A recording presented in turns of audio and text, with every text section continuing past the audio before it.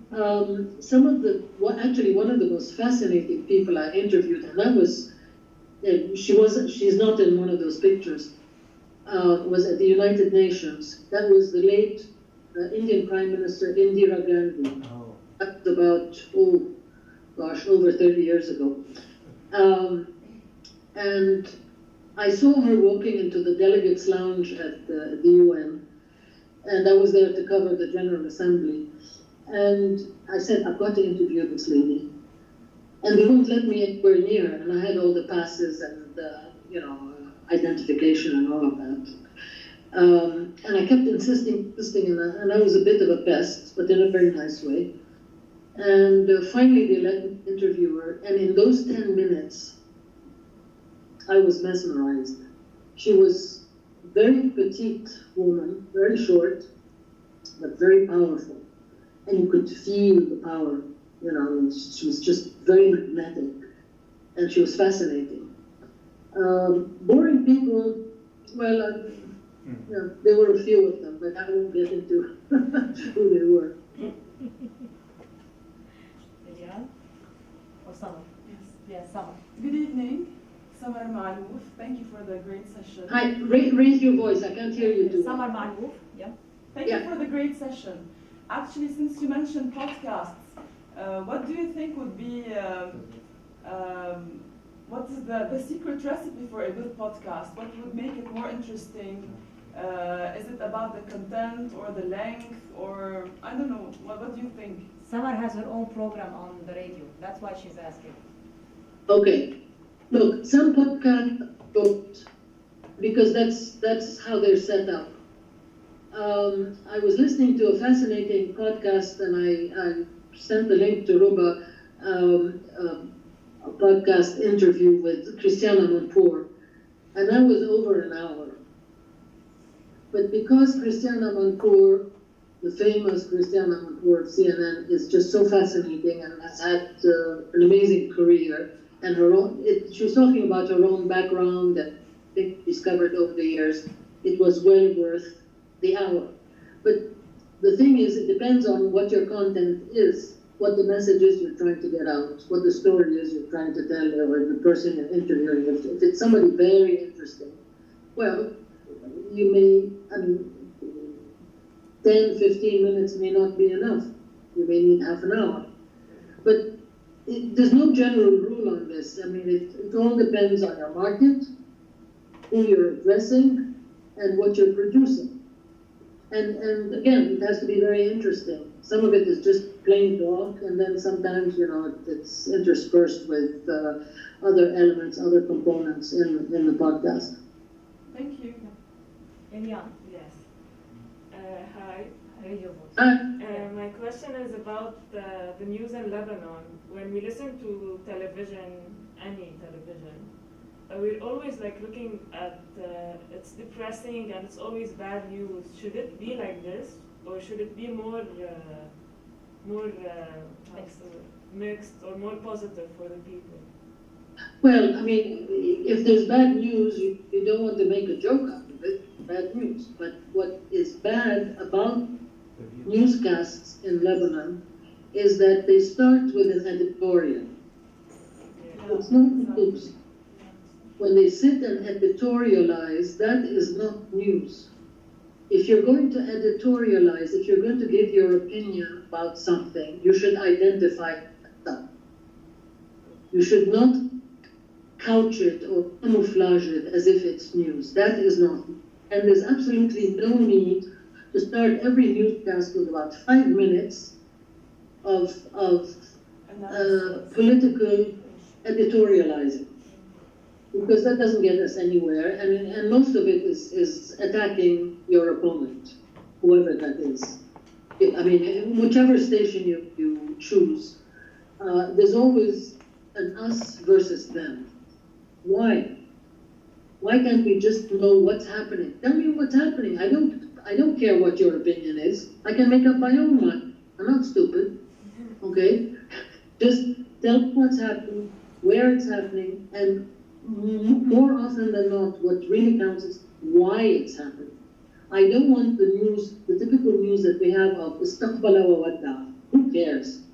You know, so and so received such and such in the presence of I don't know who. I don't give a damn. Excuse my French. You know, I want to know what happened and how it affects me. And this is the way you should think. Why is something happening? How does that affect me? How does it affect the public, whoever is out there in the public? And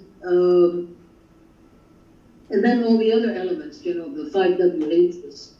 And how you structure them, of course, depends on the story. Thank you. Yeah, Habib. Okay. Hello, doctor. You have to. Okay. You have to raise your. Hello, Habib Aiye. Thank you for this great session. There's one question. How can we solve fake news issue here, especially at Lebanon, in our broadcasting, in our televisions, in the newspapers? But it's not a matter of solving as much as dealing with, okay? One of the things is through media information and news literacy, and I've written extensively about that. By that, I mean you have to be aware of the players. First of all, who is producing whatever you're listening to, or seeing, or viewing, or whatever. What are their sources? Can they be verified? If it's pictures, and we've seen fake pictures, there are ways of determining if they are fake. I'm sure Ruba has probably gotten into that with you. There are apps, there are programs, there are ways of determining what is fake and what's real. In the old days with analog cameras, rolls of film, you couldn't really tell. Pictures could be doctored, sometimes you could tell, sometimes you couldn't. Now, with all the technology that exists, it's easier with digital photography. Likewise with videos. There are ways of determining if a video is true or false. And one of the fantastic things about social media is that the crowd is out there to correct you. So a lot of stuff was fake, and someone comes out and says, hey, watch out, this is fake. And then you see posts on Facebook where you tweet it. That helps. As far as the content is concerned, don't think that you can find all the answers on Google. Okay, Google is great. You can do a lot of searches and get into all sorts of details, etc. But not everything that's ever been produced and published exists on the internet. There are things that only exist in hard copy, and you have to go back to that source. So always check multiple sources, okay? Don't be satisfied with just something that, you know, someone tweeted and everyone starts retweeting and they get tweet frenzy. If you want to make sure, always go to 3, 4, maybe 5 sources. Try to find out as much information as possible. Don't be satisfied with what is out there at face value. Dig deeper. Thank you. Ali, you had a question. Actually, I had one more question about you've said that in Dubai, you are checking some good examples or samples of papers, maybe, or bloggers, I don't know, from Dubai. Would you name some, or that would be inspiring? Yeah, the two main got the English language was one of the first, the Arab world, first, to have a converged newsroom. In other words, it wasn't just the content, you know, the written content, and then someone from the photography department. They created their own video within the newsroom, and that was a few years ago. And that was the first. That was quite amazing, because they decided editorially that it was going to be online first. In other words, they produced content for the website first, and then it goes into the print newspaper, Because by the time the newspaper is printed the next day, it's old news. So you have to have a different twist to it. It's more analysis. It's more in-depth content. Where what went to the website was the more immediate stuff, which is what we have today. I mean, everything, it's no longer just website. It's mobile. Everything is mobile. Okay? So you're getting your news from your smartphone, basically. Through social media or through websites or through whatever the source is. So you're not stuck to something that's on a desk. You know, it's no longer a desktop, it's no longer a laptop. It's what's in your hand, what you can carry around with you. And that's key. Another newspaper is Al Bayan. Okay, Al Bayan is also a Dubai-based newspaper. And they've been on the cutting edge of all the latest technology. And because they have the resources, it helps, okay? But you have to have the mindset. It's not just that you have the money, okay? You have to have the editorial buy-in. That's very important. Unfortunately, a lot of our editors here are still in the Stone Age. And that's really very unfortunate. They think that if they produce PDFs of their newspapers, let's say, on their websites, that they're online. No, they're not, because it doesn't engage. It's not interactive. You can't link to anything. There's no video. There are no interesting infographics. The visuals are, boring as anything. So you have to change the entire mindset of the editorial people. You have to change the way the newsroom is set up. You have to have someone involved with and hired for the purpose of engagement. You have to have a social media person on your staff. You have to have someone who's into analytics, who does nothing but that, okay? Increasingly now, we're talking about the different realities, augmented, virtual, and artificial intelligence. You have to have people who, you have to have a newsroom where programmers, IT people work in close proximity in the newsroom with the editorial people, with the people, because the content you produce has to come from all these different people, from these different elements. You can't separate them anymore. You can't say pictures are in another department and on another floor. It doesn't work that way. Today's newsroom is integrated, converged, multimedia, digital, across all platforms. Thank you. One more questions. We'll end up on journalism safety. Yeah. What do you have to tell us about this, and what is your advice for future reporters and the current reporters about safety? Okay. If you're not aware of, and if you don't take care of your own personal safety, you cannot function. You cannot be a good reporter.